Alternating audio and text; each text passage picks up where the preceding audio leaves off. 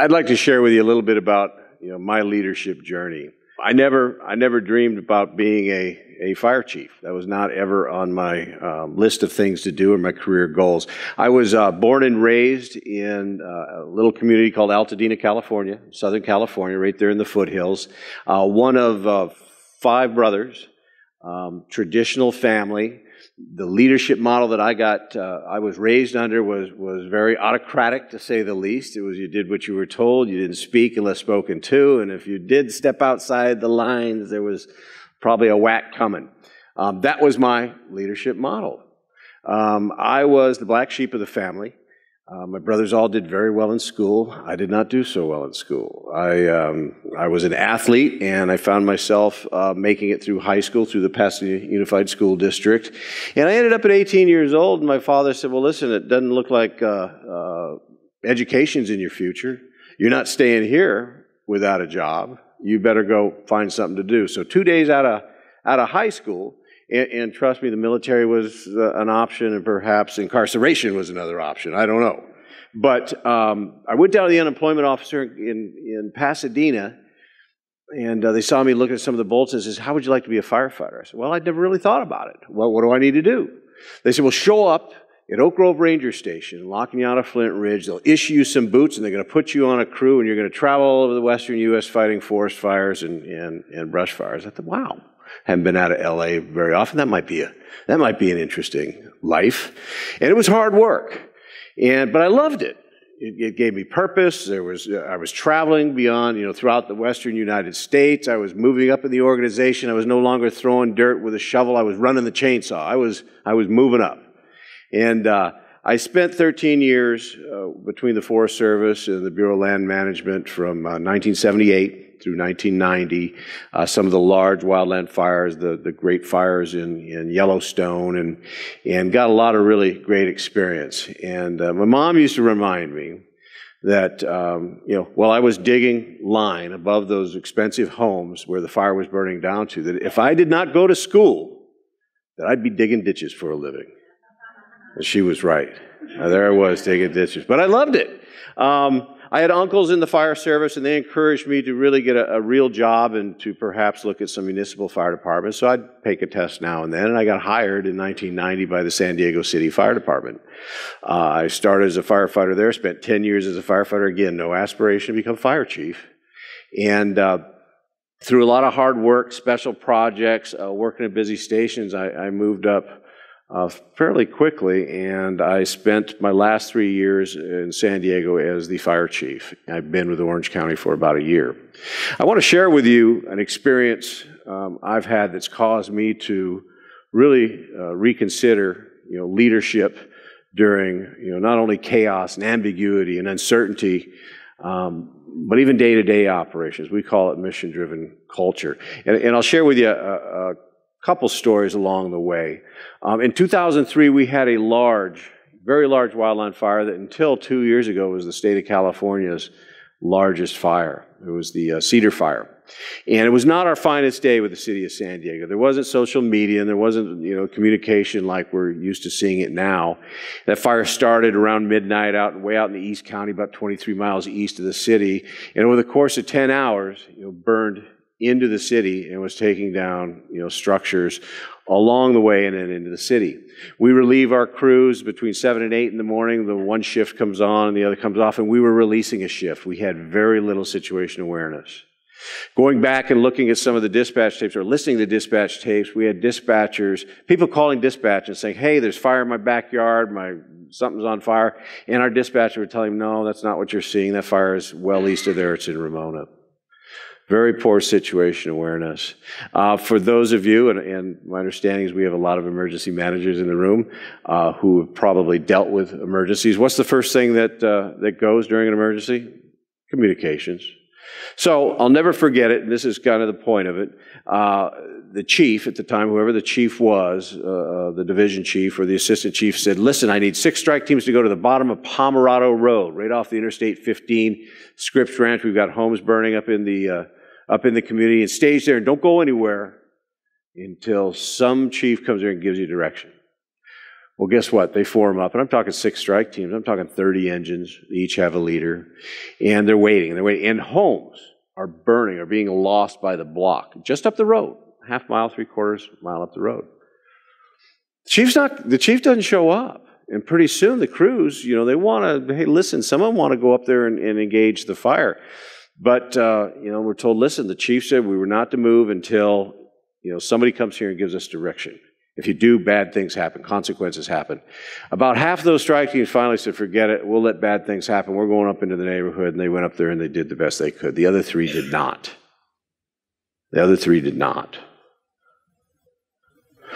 What I found is that large organizations, much like the San Diego Fire Department, the organization I'm in, we're a lot like elephants, right? We're big, we're clunky. And so trying to change the culture of how we lead, how we prepare our firefighters, how you prepare your emergency managers is changing.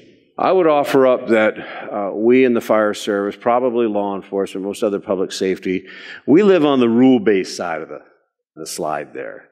We are very paramilitary, right? We're told when to eat, where to be, and we're really good at that, right? I would offer up that does not work during periods of chaos, again, uncertainty, ambiguity. It doesn't work. Our standard command and control doesn't work. I've been there. I've been in the neighborhoods. I've been in a lot of emergencies. It doesn't. What does work is an intent-based philosophy where we're giving very good, task, what to do, purpose, why we're doing it, and 3, what that end state, what right looks like when it's all over. I want to play a video for you. The Cedar Fire was a watershed moment within our department and the county. The Cedar Fire at that time, and still is, the largest fire in California history. Burned over 280,000 acres, over 2,000 structures, and claimed 15 lives. It was an awakening, if you will, where so many agencies, certainly San Diego Fire and Rescue, felt an explosion in complexity, in accountability, and the resources are flatlining. The outdated, hierarchical, centralized command and control model fails in large, complex, chaotic events. It just can't keep up. What we're trying to do is align ourselves with a framework called mission-driven culture. Mission-driven culture uses intent, principle-based, operational concepts that are really originated with the military. Mission-driven culture uses a framework of decentralized decision-making that's guided by leaders' intent. So senior leaders communicate the task, purpose, and end state of an assignment, provide the resources, but delegate the how, the planning, and the execution of that assignment down to first-line leaders and operators. I have people on staff say, listen, Chief, I'm the best kind of employee, man, I'm a rules follower.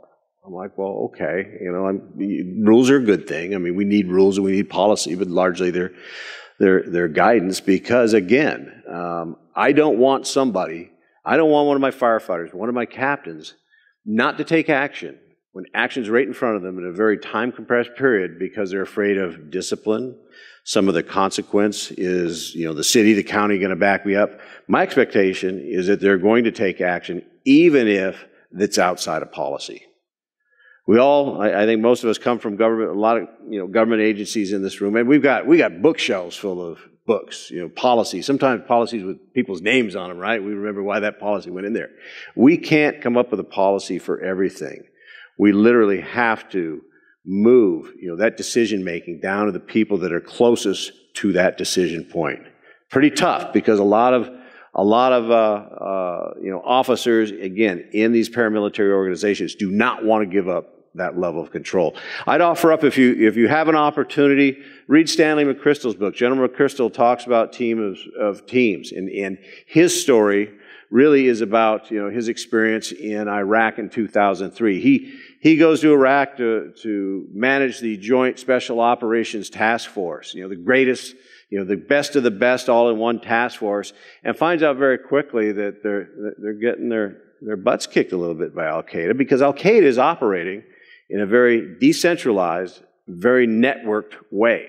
Where we, the greatest, military in the world, we're very well planned. Our decision-making goes all the way to the top. It comes all the way down. It's very slow. It's very sluggish.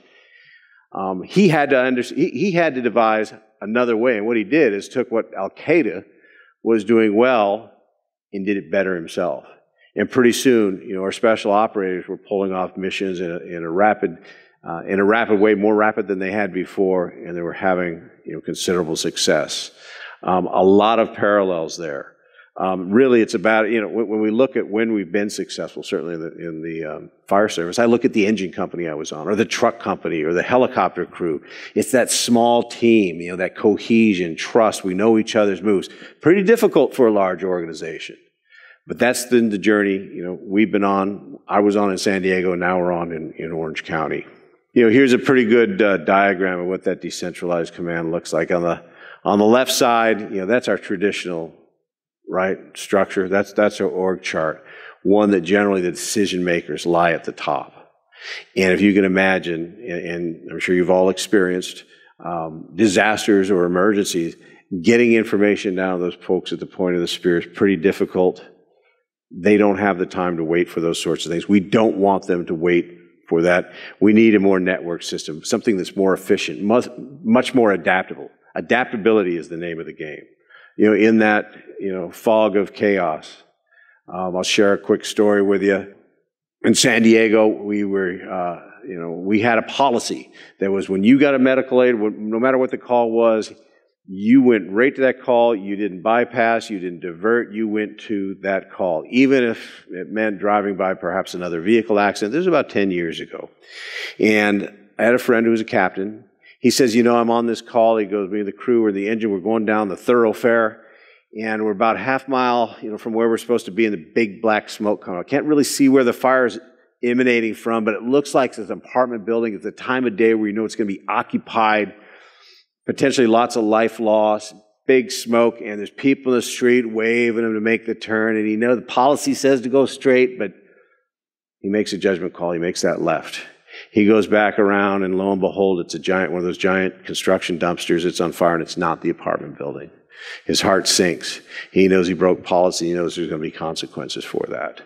And there were. Regrettably, he, faced some level of discipline. And you can argue, right? It's a great ethical dilemma. We talk about it all the time in small groups, big groups, because, he did violate policy. And the policy was this, and the outcome was not what he'd hoped. But what if it had been? Would we still have disciplined him? I don't know. And where we get caught up in the discussions, when we're talking with our firefighters, okay, Chief, listen, we love this. We love the mission-driven culture. But what if I make that decision? Nobody's around. I'm basing it on what I see, hear, smell, touch. And it's time compressed. I make that decision, and the outcome is bad. You got my back then, Chief? It's like, yeah, man, I got your back. With this philosophy, with this culture change, you have to acknowledge there's going to be mistakes. Hopefully not a lot of big ones, but there are going to be mistakes. And who hasn't learned more from their mistakes? I learned a lot more from my mistakes than I have things I've done well. It turned into such a discussion, I had to bring in one of my attorneys. He goes, tell him, do we have his back? And the attorney's like, yeah, under the law, blah, blah, blah. We got his back. But it's a different way of managing. Flashback to Katrina.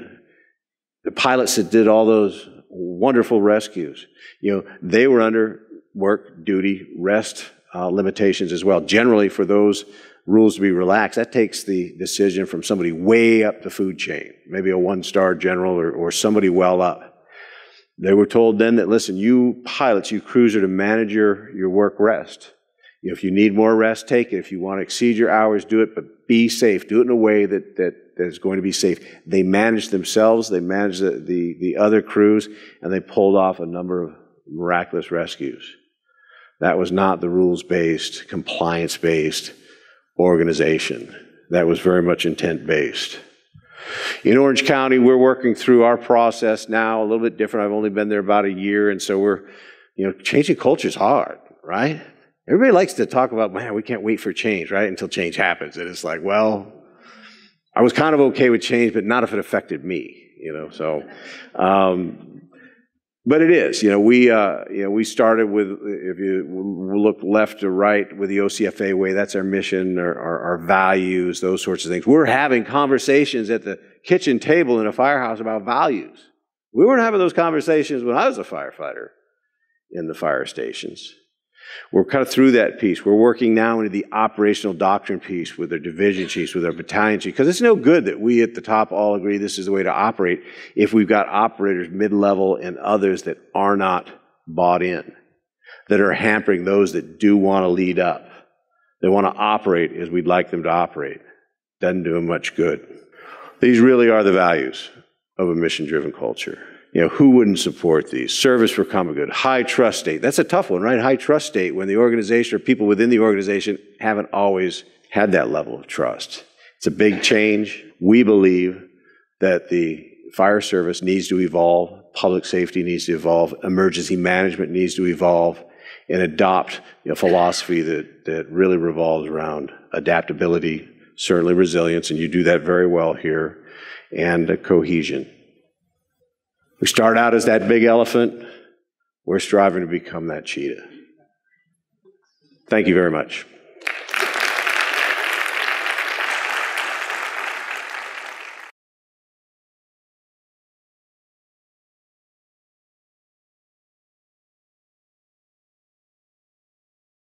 Having discussions with people, telling them it's okay to fail. It's okay to make a mistake. Now, try not to make a big one. And listen, if you continue to make mistakes, maybe we pull one of those books off the shelf, right? That's got all the policies in them. Maybe we name one after you, but we don't find that happens all that often.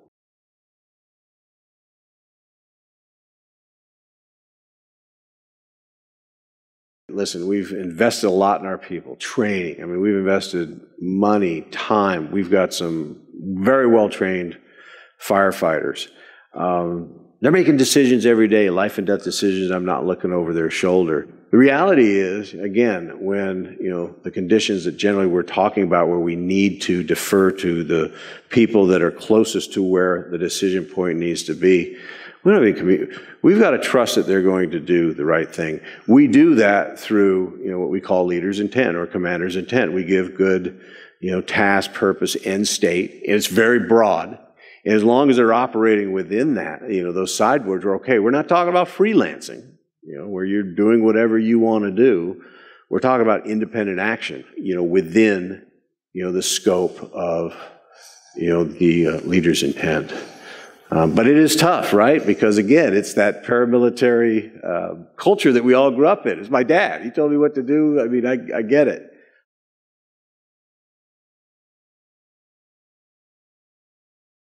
Look at the heroic actions, the first responders and others did here in Santa Rosa just a couple of years ago.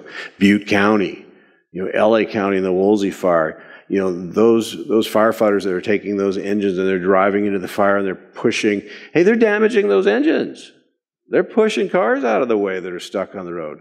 Trust me, I mean, for probably most of us, I go, well, yeah, no, that was the right thing to do. But how many others maybe wouldn't have done that for fear of damaging them? I mean, we'll never know, right? But we want, to develop that culture where people are going to do right things, even if it's outside, of the policy. Now, people say, well, wait a minute, there has to be some level of accountability. I would offer that the level of accountability is even higher. We're not second-guessing you after, but we need to know what took place and what happened so we can cover your back. There's a higher level of accountability under a mission-driven culture.